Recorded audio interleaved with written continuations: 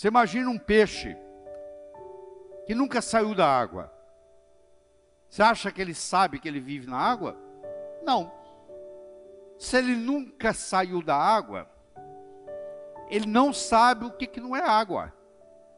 Para ele saber que ele vive na água, ele tem que ter a consciência, a experiência de viver fora d'água. Como ele não saiu da água nunca, ele nunca teve a experiência de sair da água. Então ele não sabe que ele vive na água. Essa analogia eu quero fazer para você com paradigma. E o paradigma é muito simples. Houve uma época que a terra era chata. Quer dizer, acreditava-se que o navio ia viajar nos mares e que chegava uma hora que ele caía no final do mundo. Tanto é que a mulher do marinheiro ia com uma roupa para o porto, se despedia do marido. Antes de voltar para casa, ela se vestia de preto, que ela ia ficar de luto, porque a maioria não voltava, porque morria durante a viagem. A maioria morria, na realidade, de escorbuto. Mais da metade dos marinheiros morriam de escorbuto, deficiência de vitamina C. Mas muitos, o navio afundava e não voltavam. E aí acreditava-se que morreu porque caiu no final do mundo. Quando foi trazido o conceito de que o mundo era redondo, o paradigma que nós vivemos hoje, de que o mundo é redondo, quando o mundo era plano, era impossível fazer uma viagem de volta ao mundo, no mundo plano. Hoje você pode fazer uma viagem de volta ao mundo, no mundo redondo. Olha que interessante. Quando o paradigma mudou do mundo plano para o mundo redondo, as possibilidades se multiplicaram. Aquilo que é impossível na sua vida, hoje, é impossível no paradigma que você está vivendo. Se você mudar o paradigma, as possibilidades se multiplicam. Toda vez que você tiver alguma coisa que você achar que é impossível, ela é impossível no paradigma que você vive. Se você mudasse o paradigma, como aconteceu aqui, as possibilidades agora de volta ao mundo vão aparecer. Certo? Você imagina, por muitos e muitos e muitos anos, existia uma teoria de que todos os cisnes eram brancos. E isso era acreditado no mundo inteiro. Quando a Austrália foi descoberta, pela primeira vez na história, lá apareceu cisne preto.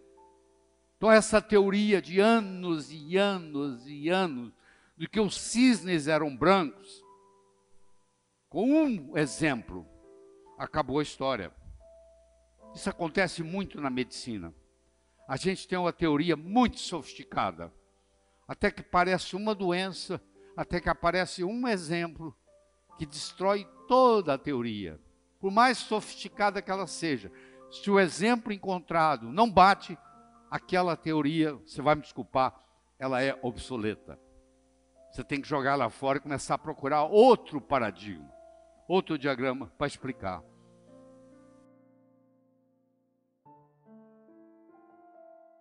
Não conhece a causa, você não consegue reproduzir o efeito. Você pode ganhar dinheiro, ficar rico, se estiver na hora certa, no lugar certo. Eu quero saber se vocês tomarem o dinheiro de vocês, se você ganha de novo. Porque pode acontecer que quem tivesse naquela hora certa, naquele lugar certo, seja você ou seja outro, ia acontecer. Para quem tivesse naquele lugar certo, na hora certa. Eu quero saber se poder tirar tudo que você tem, se você consegue ganhar de novo. Aí você conhece o caminho das pedras.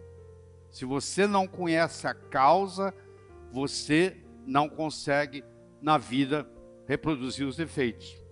Então, se você está preocupado com a sua saúde, que é a maior riqueza que você tem no mundo, tem nada que pareça com isso. Eu tive a oportunidade de fazer pré e pós-operatório durante 3 anos para o Dr. Michael DeBake em Houston, maior cirurgião cardíaco que o mundo já teve, e ele recebia mais de 100 pacientes por dia. Eu cuidava daqueles que falavam português e daqueles que falavam espanhol, e eram todas pessoas multimilionárias, que às vezes chegavam lá nos próprios aviões, com vários seguranças e etc., doentes, e iam ver o Dr. DeBake, e naquela relação médico-paciente, eles diziam para mim assim: Dr. Ribeiro, eu daria tudo o que eu tenho para recuperar minha saúde. Eu daria toda a minha fortuna, toda a minha riqueza para recuperar minha saúde. E você tem a saúde, às vezes não dá valor para ela. Se você não tiver tempo para cuidar da sua saúde, um dia você vai ter que arrumar tempo para cuidar da sua doença. Se você fala assim: eu sou muito ocupado, eu não tenho tempo para cuidar da minha saúde. Eu falo: tudo bem, não se preocupe.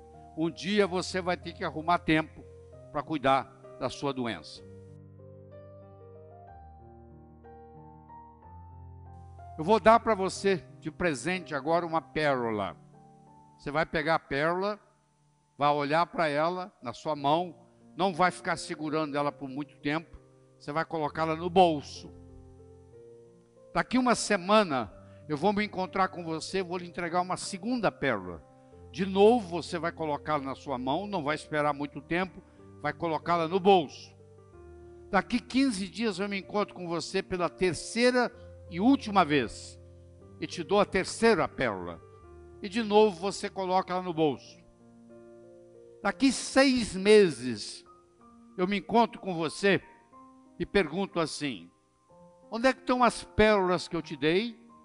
Você vai dizer mais ou menos assim: a primeira, eu coloquei no criado mudo, a mocinha que arruma lá em casa não viu, jogou no lixo. A segunda, eu esqueci no bolso da calça, a calça foi para a lavanderia e voltou sem pérola. E a terceira, você não vai acreditar, eu escondi de mim mesmo. Eu guardei tão bem guardado que eu não sei onde está. Não sei quantos de vocês já esconderam coisas de você mesmo. Está tão bem guardado que nunca mais você vai encontrar. Então você imagina o seguinte: se ao invés de eu lhe dar essas pérolas, que você perdeu as 3, eu lhe desse de presente um fio de nylon, e orientasse você para colocar as pérolas no fio de nylon, e fizesse um colar, e eu me encontrasse com você daqui 6 meses, e perguntasse para você assim: onde é que estão aquelas pérolas que eu lhe dei? Você ia dizer assim: elas estão aqui, eu fiz delas um colar. Meus amigos, as pérolas são ideias. O cemitério está cheio de quem teve boas ideias. Ou não as implementou, ou pior ainda, implementou e quebrou a cara. Você não sabe que com uma boa ideia pode estragar uma pessoa. Uma boa ideia pode estragar uma empresa. Uma boa ideia pode estragar uma família. No frigir dos ovos, o que interessa não são as pérolas, e sim o fio de nylon que segura elas. Eu encontro médicos na minha área, que eu posso falar, que tem muito conhecimento médico na cabeça, mas não tem modelos. O paciente chega na frente deles e eles não sabem fazer o diagnóstico, apesar de todo o conhecimento, mas faltou modelo. Isso é muito comum no ensino da medicina. Tem muito conhecimento, tem muita pérola, mas não tem o fio de nylon que segura isso e faz a diferença. É a diferença que vai fazer a diferença. É você ter modelos. Então, nesse poder do conhecimento, é muito mais importante você ter o modelo do que o conhecimento per se. Porque o modelo vai ficar ali com você pro resto da vida, enquanto que a informação, ela desaparece do seu cérebro. Ela some, igual as pérolas. Isso aqui é uma cadeira de balanço. Sabe onde é que uma cadeira de balanço vai? A lugar nenhum. Sabe por quê? Ela oscila. Se você puser mais energia nela, ela oscila mais. Mas olha aqui o meu cotovelo. Ela não sai do lugar aqui, ó. Você deve conhecer gente assim. Você encontra, passa-se o tempo, você encontra de novo, a pessoa está no mesmo lugar. Dessa vez vai, não foi. Dessa vez vai, não foi. Do outro lado, isso aqui é um carro Fórmula 1. O carro Fórmula 1, como você sabe, é igual um avião. Ele não tem marcha ré. Ele só anda para frente. ele foi feito para avançar. Então uma pessoa pode ter uma estrutura psicológica de cadeira de balanço, você deve conhecer muitos, e uma pessoa pode ter estrutura psicológica de carro Fórmula 1. Se a pessoa tiver uma estrutura psicológica de cadeira de balanço, a primeira coisa que eu tenho que fazer com ela é mudar a estrutura psicológica dela. Porque o conhecimento advindo de fora não vai resolver o problema. Não vai transformar uma cadeira de balanço num carro Fórmula 1. E há 6 anos que se passa, ou 5 ou 4, que se passa na faculdade, uma das funções do professor é ter a habilidade de trabalhar linguisticamente com a estrutura psicológica do aluno. E pegar um aluno que, por circunstâncias da infância, tem uma estrutura de cadeira de balanço e transformar essa estrutura num carro Fórmula 1, que só tem um destino: avançar. Então esse é um conhecimento que faz toda a diferença na área do poder do conhecimento. Que eu chamo de um modelo de resolução de problemas, que vai servir para você para o resto da vida. Eu reuni as 300 e poucas pessoas que reportavam no meu departamento e disse para elas o seguinte: a partir de hoje, você só entra no meu escritório se você for capaz de me responder 4 perguntas. Primeiro eu vou te perguntar qual é o problema. Problema definido, 50% resolvido. Você deve conhecer esse ditado. Problema definido, 50% resolvido. Eu já participei de reuniões, como você já participou, onde depois de 40 minutos, cada um tem um problema diferente na cabeça. Então, a definição do problema é crucial para a resolução do problema. Aí eu vou lhe fazer uma segunda pergunta. Quais são as causas do problema?